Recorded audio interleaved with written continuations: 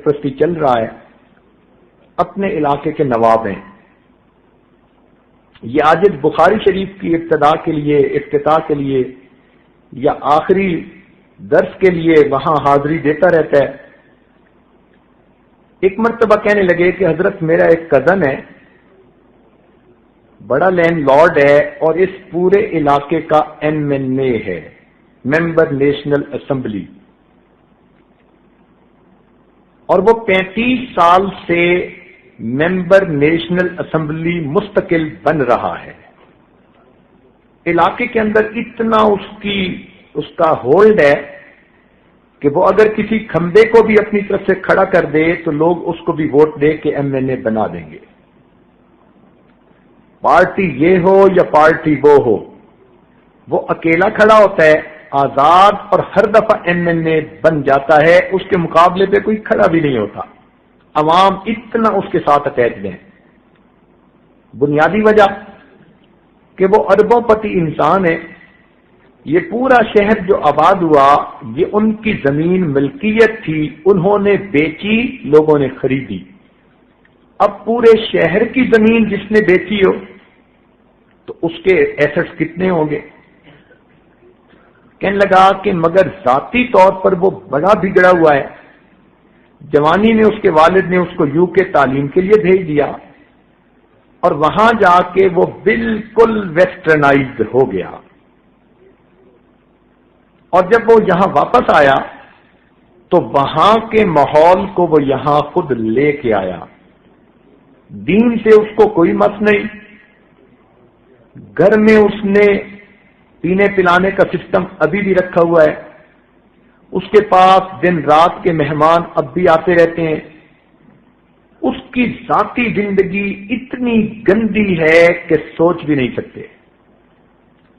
لیکن کیونکہ مالدار ہے، لوگوں کے کام کرواتا ہے، لوگ کہتے ہیں جی اس کی ذاتی زندگی کا وہ جانے، ہمارے بیٹے کی نوکری لگوا دی، ہماری مصیبت دور کر دی، ہمارا کیس ختم کروا دیا. چونکہ وہ پبلک کے کام کرواتا ہے تو پبلک ووٹ اسی کو دیتی ہے. میرا جی چاہتا ہے کہ وہ لکھا پڑھا ہے. اس وقت اس کی عمر کوئی 65 سال کے قریب ہو چکی.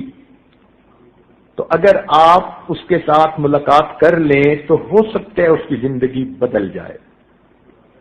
اس عاجز نے کہا کہ ابھی تو فرصت نہیں، واپس جانا ہے. اتنا ہے کہ جب جاؤ تو اس کو اس عاجز کا سلام پہنچا دینا. جب اگلے سال پھر بخاری شریف کی تقریر کے لیے گئے تو حاجی صاحب بڑے خوش، حضرت میں نے پچھلے سال آپ کے سلام دیے تھے. اور MNA صاحب تھوڑی دیر سوچتے رہے، پھر کہنے لگے یار آپ کے پیر صاحب آئیں تو میری بھی ملاقات کروانا. تو حضرت آج تو آپ کی میں نے ضرور ملاقات کوانی ہے. اس عاجز نے کہا کہ ان کے پاس جائیں اور جا کر کہیں کہ اگر میں آپ کو ملنے کے لیے آؤں تو بئس الفقیر علی باب الامیر، برا فقیر وہ ہوتا ہے جو کسی امیر کے دروازے پہ چل کے جائے، اور اگر آپ ملنے کے لیے آئیں گے تو نعم الامیر علی باب الفقیر، آپ نعم الامیر بنیں گے، فقیر کے پاس چل کے آئیں گے. اب آپ بتائیں کہ کیا کرنا بہتر ہے. جب حاجی صاحب نے جا کے اس کو کہا، اس نے کہا اچھا میری پجارو نکالیں. وہ تو وہی مدرسے میں ہی آ گیا. مدرسے کے طلباء نے دیکھا کہ MNA صاحب آ گئے. وہ بڑے حیران کہ اس کا تو دین سے کوئی تعلق ہی نہیں نظر آتا تھا، نہ جمعہ میں، نہ مسجد میں، نہ عید میں. یہ تو بندہ ہی اور طرح کا تھا. خیر وہ مدرسہ میں آیا، اس عاجز کے پاس کمرے میں بیٹھا. اس عاجز نے اس کے سامنے تھوڑی دیر توبہ استغفار کے عنوان پر بات کی. سنتا رہا. پھر کہتے ہیں حضرت توبہ تو وہ کرے جس کی کچھ نیکیاں ہوں اور کچھ گناہ ہوں، اور جس کے پاس ہو ہی گناہ، نیکی ہو ہی نہیں، وہ کیا کرے. اس عاجز نے سمجھایا کہ نہیں، آپ کے پاس بھی نیکیاں ہیں، گناہ بھی ہیں. کہنے لگا میں تو کوئی نیکی کا کام نہیں کرتا. میں نے کہا دیکھو نیکی صرف مسلح کے ساتھ وابستہ نہیں ہوتی، نیکی کا پھیلاؤ بہت زیادہ ہے۔ آپ کے پاس بیوائیں آتی ہیں، آپ ان کو سپورٹ کرتے ہیں، کہنے لگا جی ہاں کرتا ہوں۔ یتیم بچیوں کی شادیاں کرواتے ہیں، جی میں کرتا ہوں۔ دکھ اور مصیبت زدوں کی مصیبت دور کرنے میں ان کی ہیلپ کرتے ہیں، جی میں کرتا ہوں، یہ کام تو میں بہت کرتا ہوں۔ میں نے کہا یہ سب نیکی کے کام ہیں، اللہ تعالیٰ نے آپ کو نیکی کے کام کی بھی توفیق دی ہے، بس مسلح کے ساتھ آپ کو لگاؤ نہیں۔ آپ کی زندگی کی ترتیب ذرا اس وقت تک کافروں والی ہے جو کافر ملکوں میں ہے، مگر چونکہ آپ کلمے پر ابھی قائم ہیں اس لیے ایمان سلامت ہے۔ آپ خدا کو مانتے ہیں، پیغمبر اسلام کو مانتے ہیں، قرآن کو مانتے ہیں، ملائکہ کو مانتے ہیں۔ کہنے لگا جی ہاں میرا ایمان تو پکا ہے۔ میں نے کہا باقی پھر سب غلطیاں معاف ہونے کے قابل۔ کہنے لگا جی اچھا پھر مجھے بتائیں میں کیا کروں۔ اس عاجل نے اس کو یہی بیت کے کلمات پڑھائے اور اس کے قلب پر انگلی رکھ کر اللہ اللہ کی ضرب لگائی اور اس کو کہا کہ بس آپ یہ ذکر مراقبہ کرنا شروع کر دیں۔ یہ عاجز واپس آ گیا۔ اب ہوا کیا کہ یہ واپس گھر گئے تو ایک رات میں اللہ تعالیٰ نے ان کے دل کی حالت کو بدل دیا۔ اگلے دن یہ اٹھے اور اپنی بیوی کو کہنے لگے کہ گھر میں جتنی شراب کی بوتلیں پڑی ہیں سب توڑ دو اور شراب گٹر کے اندر بہا دو۔ بیوی حیران کہ یہ کیسا نصیب والا دن چڑھا کہ میرا میاں آج شراب سے توبہ کر رہا ہے۔ پھر اس نے اپنی بیوی کو کہا کہ یہ جتنی ماڈل گرل قسم کی لڑکیاں آتی ہیں ان کو کہو کہ آج کے بعد میرے گھر کے دروازے ان کے لیے بند ہیں۔ وہ بیوی سوچنے لگی کہ میں تو دنیا میں آ گئی، میرے سامنے سب کچھ ہوتا تھا، میں بول نہیں سکتی تھی، آج میرا میاں ہر ایک سے توبہ کر رہا ہے۔ چنانچہ اس نے وہ جو 8-10 ماڈل قسم کی تھیں ان میں سے ہر ایک کو 10-10 لاکھ روپے دے کر ان کو کہا کہ جاؤ اپنا گھر خریدو، اپنا گھر بساؤ، آج کے بعد اس گھر میں تم نے نہیں آنا۔ ان سے بھی اس نے جان چھڑوا لی۔ اب تیسرے دن بیوی کے ساتھ بیٹھا ٹی وی پہ خبریں دیکھ رہا تھا تو ٹی وی پہ خبر لگی کہ حج پروازیں شروع ہو چکی ہیں اور حاجی لوگ جا رہے ہیں۔ اپنی بیوی سے کہتا ہے میری زندگی کے 65 سال گزر گئے، میں درجنوں مرتبہ یورپ امریکہ کا چکر لگا کے آیا مگر آج تک مجھے مکہ مدینہ دیکھنے کی توفیق نہیں ہوئی۔ میرا دل کرتا ہے میں بھی حج کروں۔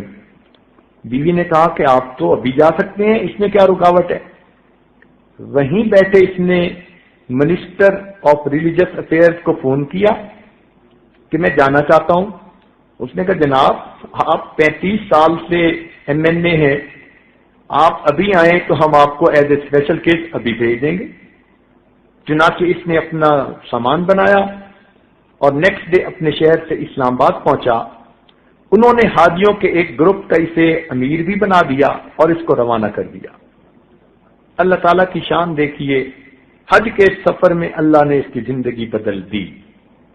لوگ کہتے تھے کہ اس نے وہاں حاجیوں کی اتنی خدمت کی کہ پتہ ہی نہیں چلتا تھا یہ کوئی نواب ہے یا کسی کا زر خرید غلام ہے۔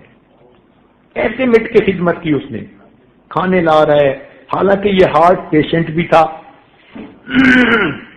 بہرحال جب یہ مدینہ طیبہ جانے لگا تو اس کے دل میں یہ بات آئی کہ میں اللہ کے محبوب کے در پہ حاضر ہو رہا ہوں، میں اپنی شکل تو بنا لوں پہنچنے والی۔ چنانچہ اس نے چہرے کے اوپر داڑھی والی سنت سجانے کی نیت کر لی۔ اب یہ حج کے بعد واپس آیا، لوگ حیران، سر پہ ٹوپی، چہرے پہ ریش سجی ہے، 5 وقت کا نمازی بن گیا۔ اب شہر کے علماء کو پتہ چلا تو سب علماء نے مل کے مشورہ کیا کہ پہلے تو ہماری صرف بنتی نہیں تھی، اب یہ نیک بن گیا، اب ہمارا حق بنتا ہے کہ ہم چل کے جائیں اور ان کو جا کر مبارکباد دیں۔ چنانچہ شہر کے 30-35 علماء ان کی ملاقات کے لیے گئے. یہ عصر کی نماز پڑھ کے فارغ ہوئے. اتنے میں باہر بیل ہوئی. نوکر سے کہا کہ دیکھو کون ہے. اس نے کہا جی علماء ملنے کے لیے آئے ہیں. چنانچہ اپنے ڈرائنگ روم میں آیا, سب علماء سے گلے ملا اور مل کے کہتے جی آپ بیٹھیں, میں آپ کے لیے زمزم کھجوریں لاتا ہوں, پھر میں آپ کو حج کی کارگزاری سناؤں گا. علماء بیٹھ گئے. گھر آیا, بیوی کو کہا کہ اتنے علماء ہیں, ان کے لیے زمزم کھجوریں دے دو. اس نے کہا بہت اچھا. چنانچہ وہ چھوٹے چھوٹے کپوں میں زمزم ڈالنے لگی. ان کے ہاتھ میں تسبیح, سر پہ ٹوپی. یہ اپنے بیڈ کے اوپر بیٹھ کر تسبیح پڑھنے لگے. اللہ تعالی کی شان. اسی دوران ہارٹ اٹیک ہوا. جب بیوی زمزم لے کر آئی تو یہ اللہ کو پیارے ہو چکے تھے. پہلی زندگی دیکھیں کیا تھی, اور یہ